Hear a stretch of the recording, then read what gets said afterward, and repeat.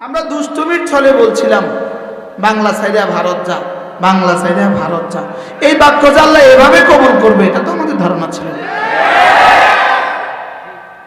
কত ভাগ কবুল করছে এই বাক্যটা? শতভাগ। কত ভাগ কবুল করতে বলছে? কিভাবে শতভাগ একটা বাক্য কিভাবে শতভাগ কবুল করবে? বাক্যটা কি ছিল রে বলো? বাংলা সাইডে কি যা, ওরা এক একজনে এত বাড়ি বানিয়েছে কেন জানেন? এত দেশে বাড়ি বানিয়েছে কেন? ওরা জানতো আমাদেরকে পালাতেই হবে।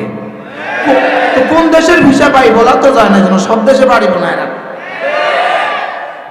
কি?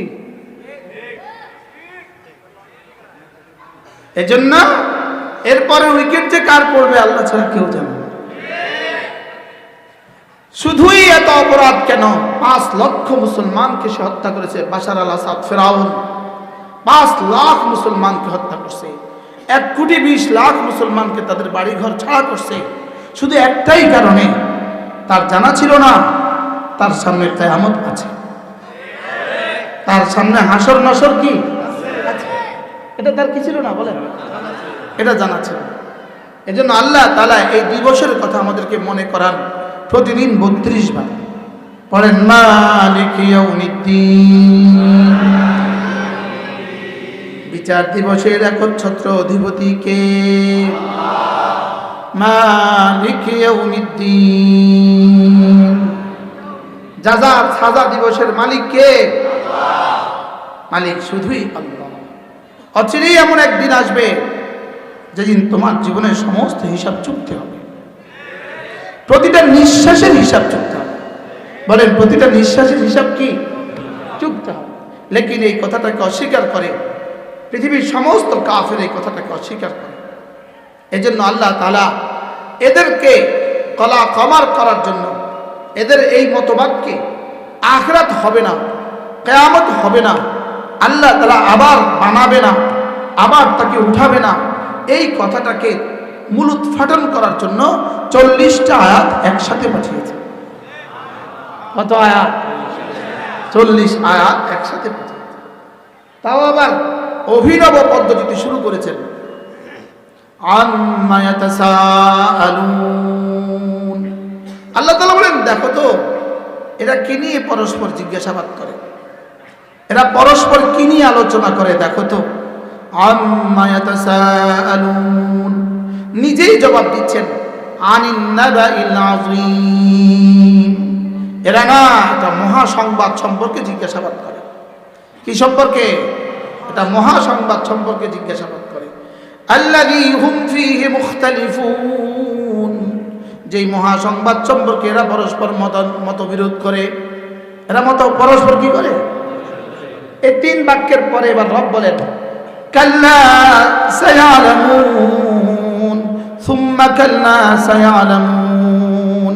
আল্লাহ তাআলা বলেন যেই দিবস সম্পর্কে তোমরা মতানৈক্য করছো, যেই দিবস সম্পর্কে তোমরা ভুলে গিয়েছো, যেই দিবসকে তোমরা অস্বীকার করছো, যে দিবস হবে কি হবে না, কিয়ামতের দিবস, যে দিবস হবে কি হবে না বলে তোমাদের কাছে সংশয়, কাল্লা সায়ালামুন, খবরদার শোনো অচিরেই তোমরা জানবা। অচিরেই তোমরা কি?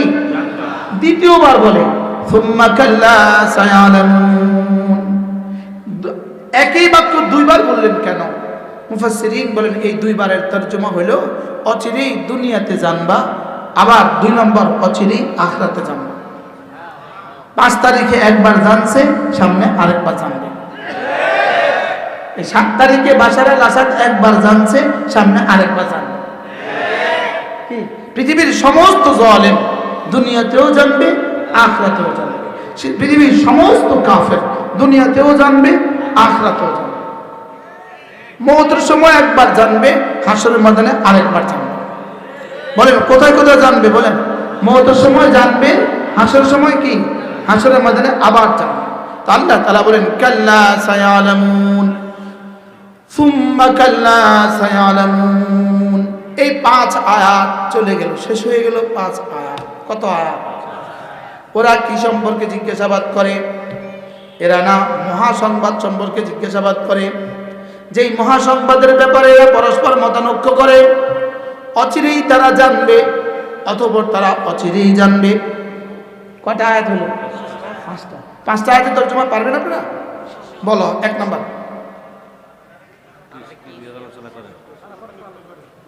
কই কিসের ওয়াজ? তো তোমরা জান, তোমরা সবক না শিখলে কিসের ওয়াজ? এক নাম্বার, তারা পরস্পর কি নিয়ে আলোচনা করে। দুই নাম্বার, বলো তোমরা বলো, মহাসম্পদ সম্পর্কে কি করে? যারা পরস্পর কি করে? মতানৈক্য করে। এরা অচিরেই, বলো, নামাজিরা নামাজের পুরস্কার অচিরেই জানবে, বেনামাজিরা বেনামাজির পুরস্কার অচিরেই জানবে। নামাজিরা নামাজের পুরস্কার আর বেনামাজিরা নামাজ ছেড়ে দেওয়ার সাজা, বলো, অবশ্যই জানবে। বলো কয়টা আয়াত পাইছি? তাহলে আমরা আমাদের ইমানের পুরস্কার অবশ্যই জানবো, আর তারা তাদের কুফরের সাজা অবশ্যই জানবে। আমরা আমাদের নামাজের পুরস্কার অবশ্যই জানবো, তারা তাদের নামাজ ছেড়ে দেওয়ার সাজা, বলো, নামাজ ছেড়ে দেওয়ার সাজা অবশ্যই জানবে। বলো, নামাজ ছেড়ে দেওয়ার সাজা কি? অবশ্যই জানবে। নামাজ ছেড়ে দেওয়ার সাজা তারা অবশ্যই কি? এবার আল্লাহ তাআলা এক টানা 11টা আয়াতে কারিমার মধ্যে কিয়ামত হওয়ার উপরে 9টা দলিল পেশ করে। কয়টা? 11 আয়াতের 9। এখানে দেখেন বাচ্চারা আরো পেছে, ছোট বাচ্চারা পেছে যাবে। হুজুর আমার সামনে আসে, আপনি পিছনে কেন? সামনে আসে। মসজিদের একটা শাহান আছে, আরো সামনে আসে, আরো সামনে। হ্যাঁ, এবার আল্লাহ তাআলা 11টা আয়াতের মধ্যে 9টা দলিল দিয়েছেন। কয়টা দলিল? কয় আয়াত? 11 আয়াতে 9 দলিল। বলো, 11 আয়াতে 9 দলিল। কিসের উপরে দলিল দিয়েছেন? কিয়ামত হবে এই বিষয়ের উপরে দলিল দিয়েছেন। বলো বলো বলো। আচ্ছা, আমার মতো 3.5 হাতের গাবুরটাকে বুঝাবার জন্য রব্বে কারীম কি দলিল দেয়া লাগে? লেকিন দলিল দিয়েছেন কয়টা? একটা না, 9টা। কয় আয়াতে 9 দলিল? এবার আমি গণি, আমি পড়ি, তুমি গণো।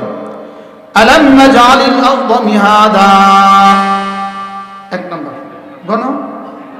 ওয়াল জিবালা আওতাদা ওয়া খালাকনাকুম আজওয়াজা وجعلنا نومكم سباتا وجعلنا الليل لباسا وجعلنا النهار معاشا وبنينا فوقكم سبعا شدادا وجعلنا سراجا وهاجا وأنزلنا من المعصرات ماء ثجاجا।